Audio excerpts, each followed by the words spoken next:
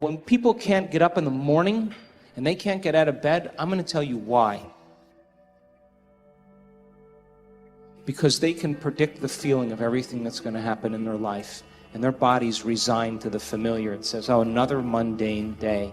But remember when you were a kid and you were going on a field trip? What happened then? You were up and dressed and ready to go before your parents were up. You know why? Because you knew something unexpected was going to happen. That's how we should live our lives. Waking up with the understanding to expect the unexpected, and something unusual should happen in our life as a result of our efforts. And it's just those beginning moments where it begins to happen that we begin to prove to ourselves how powerful we really are. Take time in the morning and the evening and the rest of the day. Check in with yourself at certain times to see if you're still in that energy. And if you're not, excuse yourself for a second, raise your energy, and step back into your life. If you keep doing that over and over again, you'll become less frustrated, less impatient, less judgmental. It'll just become something of the past, and you'll be someone else. When you finish a meditation, if you get up feeling the same way as you sat down, nothing really happened. Nothing happened neurologically, biologically, chemically, hormonally, genetically. You're still in the same state of being.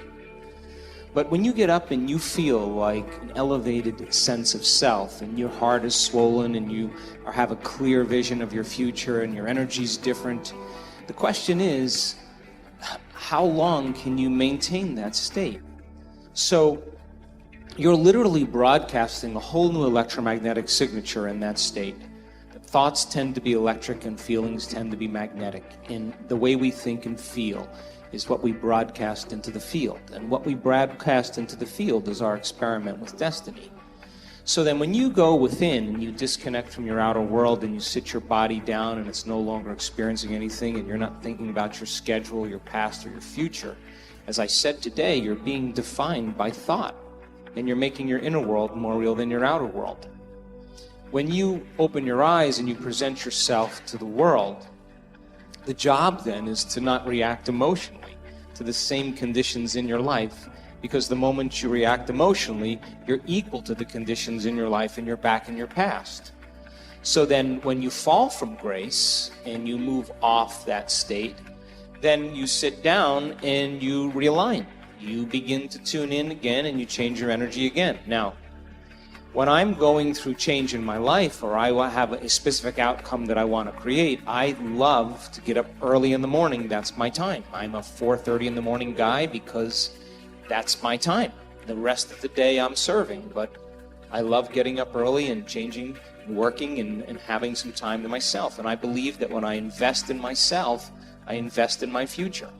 And that time in my morning, nobody bothers me because that's my time. And because of brain waves and brain chemistry, the door between the conscious mind and the subconscious mind is more open. And so if I get up early and I'm kind of between theta and alpha, I don't have to work as hard. I'm not thinking, I just kind of relax into the moment. In the evening, I always ask myself, how did I do?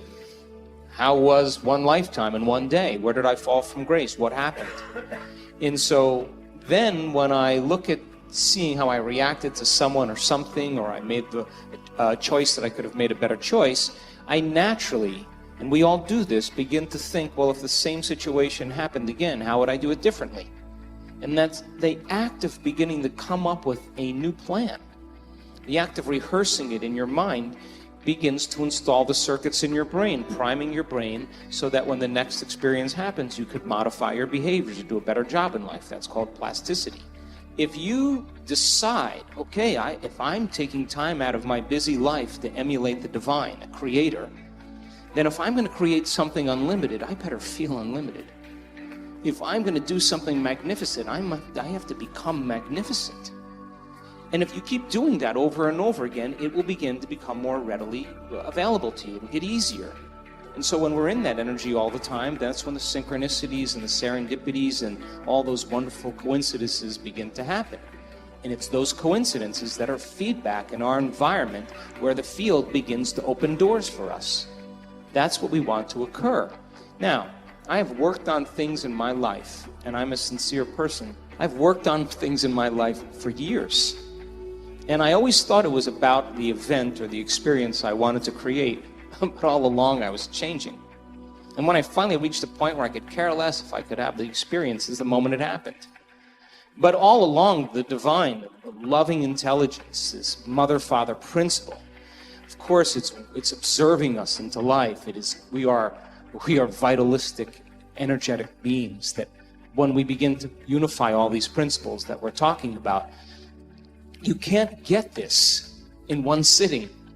You can't. You have to keep understanding it, keep reviewing it, keep redoing it, keep experiencing it. And the new experience then causes you to dream in a way you would have never dreamt before unless you had that experience. And that's how God gets to know itself. So then, I don't care what meditation you do, I just like the fact that you're connecting. And the more you connect and the more whole you feel, the more natural it becomes. And then, of course, the next experience then causes you to dream in another way. And what I know from my own experience and many students, it's not about material things. It's about those mystical moments, those transcendental moments, those moments where your jaw drops and you are in awe of life, those moments that take our breath away, that cause us. And this has happened to me so many times. Every time I have one of those experiences, I think to myself, I got this all wrong. I've got this all wrong. Some veil has been lifted, and now I'm seeing more clearly about the way things really are. Anything you work hard at, anything you put a lot of effort into, anything you sweat over to make it happen, the question is, why are you working so hard? The answer is, your programs and your subconscious don't support that. When you're thinking, that's conscious mind, creative. I'm thinking. If your conscious mind is driving the vehicle, let's say you're controlling your nervous system, controlling your behavior, you got the hands on the wheel, you're driving the car with your wishes and desires. I want to go here, I'm going to go do that. And I say, great, wishes and desires. Let's say you're walking down the street, and then all of a sudden you have a thought. The conscious mind at this moment, is it paying attention to the walking on the street, or does it go inside your head and look for the answer? That's a question. The moment the conscious mind went ahead, it's not paying attention to what's going on the outside, is it? When my conscious mind is in thought, my subconscious by default becomes autopilot. When I am thinking, my conscious mind is engaged in creative imagination. By definition, it's not paying attention. And whatever behavior I'm engaged with at that moment is now going to be run by what? Subconscious program, autopilot. When you're thinking, autopilot, subconscious is in control. How much of the time are we thinking? The average person, 95% of the day has a thought going on, which means 95% of the behavior during that day is programmed and managed by the subconscious. Your life is not controlled by the conscious mind, which is wishes and desires, okay? It's controlled by the subconscious, which has been programmed by observing other people. And then your life becomes an expression of their behavior. The programming of your subconscious started in the last trimester of pregnancy and was intense from year 0, 1, 2, 3, 4, 5, 6, and by 7 starts, the programming is less. So the first 7 years are programming, okay? And you say, but how do I know what the programs are? 95% of your life comes from the subconscious. Point? Your life is a printout of your subconscious programming. So you don't need to go back in your life to find out who did what to create the life that you have. All you have to do is look at the life you have, because it is an expression of your programs. The things that you like that come into your life easily are there because you have programs to encourage and support that. Anything you work hard at, anything you put a lot of effort into, anything you sweat over to make it happen, the question is, why are you working so hard? The answer is, your programs and your subconscious don't support that. What if, and this is not a what, it's a can do. What happens if I change or rewrite my subconscious? What if you took all the negative behaviors that are interfering with your life and rewrote them with very positive behaviors, with wishes and desires that are the same as the conscious mind, so that either the conscious mind or the subconscious mind are both operating from wishes and desires? Whether you're paying attention or not paying attention, you're still playing wishes and desires. And so in other words, you can have a honeymoon life the rest of your life every day. The only reason you lost the honeymoon is because you went back and got caught up in playing the old tapes and sacrificing and sabotaging yourself without even you seeing it, and the honeymoon ends. If you had rewritten the subconscious program so that they conform and aligned with your wishes and desires, then it wouldn't make any difference if you're thinking or not thinking. Your behavior in both situations would always lead you to the full happiness of the honeymoon experience as a way of life every day of your life. We look at our lives.